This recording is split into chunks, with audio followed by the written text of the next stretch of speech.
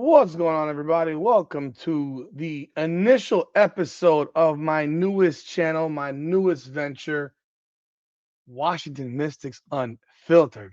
I told y'all I was going to do this, and I'm going to do it for a few teams. It's going to be a gradual progression with these new channels, but for everyone who's supported my channels, come on now, the podcast, the Her Game, Her Way, women's basketball, podcast. These will all remain. Okay, they're all going to remain. But for this particular channel, this is gonna be nothing but Washington Mystics basketball. I'll keep it real with you. I am a Lauren Betts fan. It is what it is, and I'm a Cody McMahon fan. It is what it is, and I love the job that the Washington Mystics are doing with this franchise, with their drafting, and with what they're bringing in, and the type of franchise they're creating.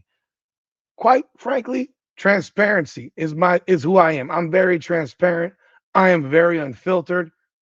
If you are new to any of the work that I do on my different channels, it will be similar in terms of I am unapologetic in what I say, I am unfiltered in what I say, and it's real talk.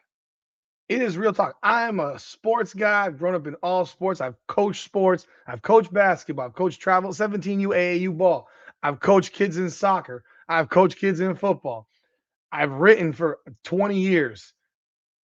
I've been in this game for a long, long time. And watching a team like the Washington Mystics, it excites me, man, because I like what they're doing. I like what they're doing so very, very much. And I want to check them out and I want to watch them and I want to talk about them because I do like a number of their players and I would love to see that team be successful. So we're going to be going all in, diving headfirst into the deep end of the pool. So we are here at Washington Mystics Unfiltered. We may just shorten it to Mystics Unfiltered, but for right now, Washington Mystics Unfiltered goes in lot my branding for my different channels because unfiltered is how I roll. You know what I mean? For those of you that you don't know me, my name is Rudy Rodriguez Shoma. I am been on YouTube now for 2 years on my different channels. You can definitely follow us on our main social media, Her Game, Her Way, Women's Basketball. If you haven't followed us on Come On Now, the podcast, jump on over there and follow us there too. Give us a subscribe because we do a lot of, we're going to go more for that more into just general women's basketball. And then this is just specific to the Washington Mystics. So, man, let's jump in on this first episode, this first video specific to the Washington Mystics. Got to be impressed with what they did in that WNBA draft, man. You're a day out from training camp starting, and you pick up Lauren Betts in the first round. To me, it was a blessing. I don't understand.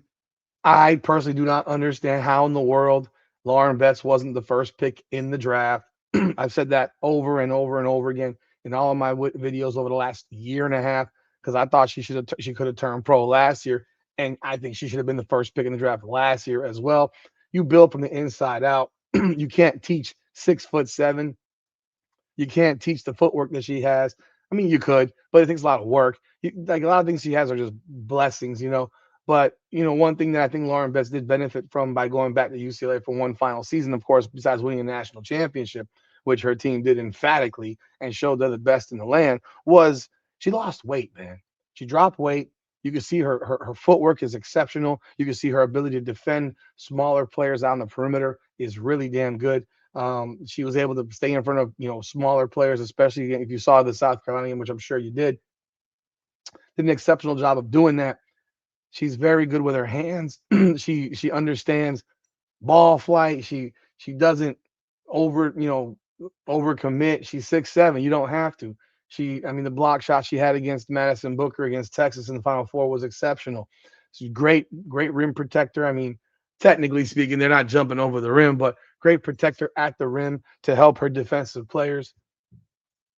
And definitely a player that you're gonna want to see. You're gonna want to see what she can do. Now, this team is really looking good. They're loaded with talent.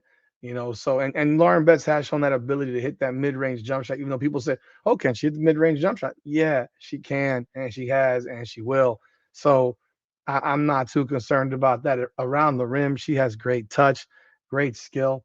And look, just so for those of you again who don't know who I am, I got into the women's basketball space because of Caitlin Clark. I just keep it completely transparent. Like I said, I've watched women's basketball for a long time. I mean, I covered high school girls basketball for for newspapers down here in South Florida. I live in South Florida, Pompano Beach, Florida specifically, and grew up in Miami. So for those of you who are again new to this channel, I want you to know who I am, so you know why you should listen and why you should actually take the time to watch this channel because I do have a lot of basketball knowledge. Now, is again new venture. I will be learning about the team more and more. I know who's on the team.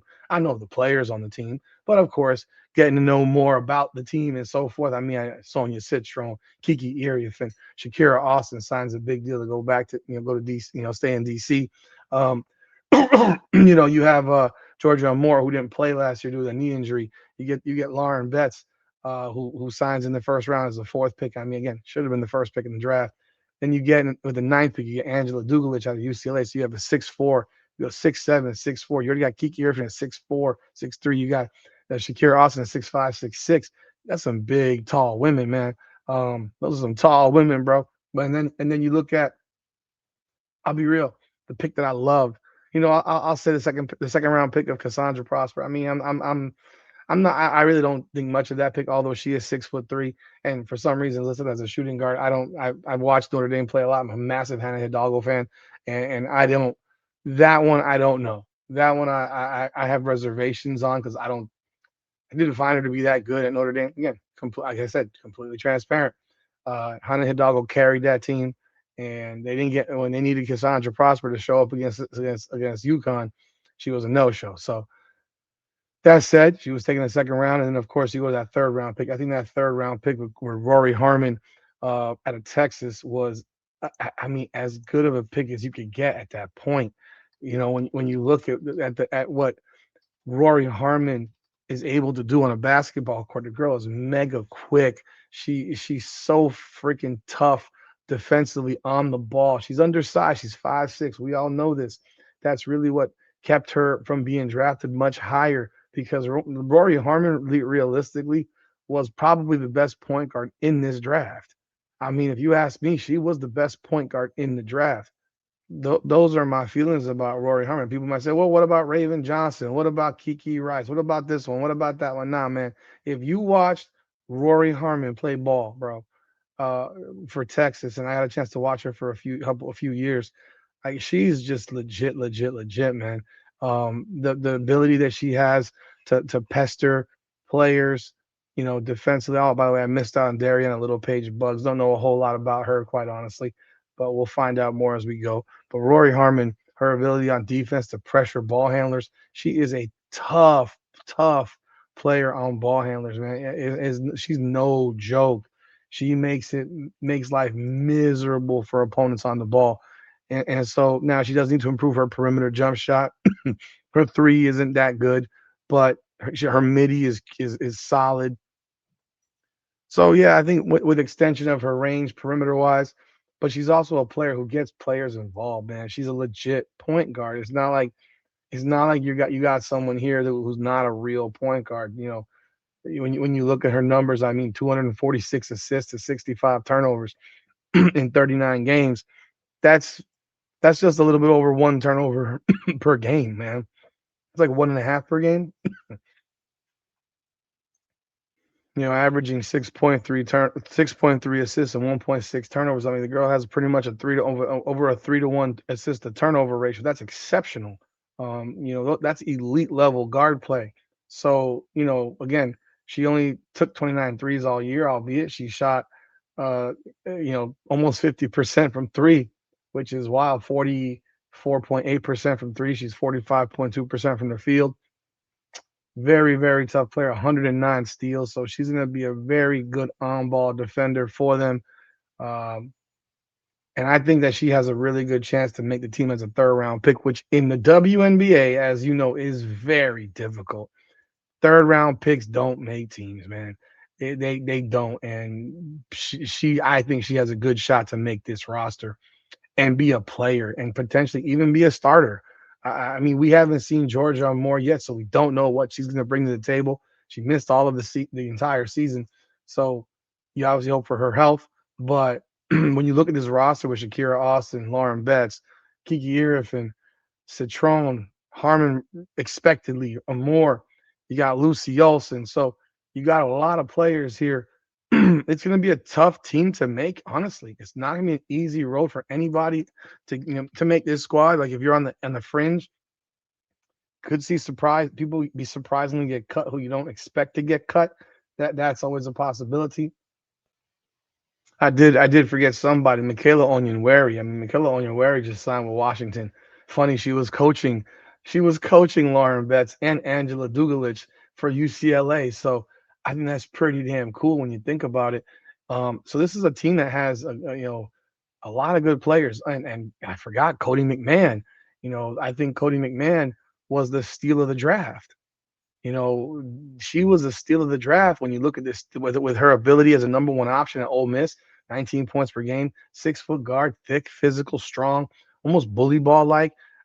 She was one of my favorite players in this draft, and in a regular world, she would have been a top five pick. But the WNBA draft is a lot about what you did for me, what the team does, and not so much what the player does. So you see a player like Cody McMahon at Ole Miss, who was a killer at Ole Miss, and she was a killer at Ohio State. And I think she's going to be really, really good in the WNBA. She's going to be one of those dogs, man. So I could see her being a starter. Now the starting lineups, we'll see what happens. I'd be shocked if Lauren Betts wasn't starting at center, and that's even with Shakira Austin having signed a big deal. I mean, I'm being real. I think Lauren Betts is your starting center at 6'7", fourth pick in the draft, should have been number one overall. I'd be very, very surprised. Could I? You might see them go huge. I mean, that's the thing.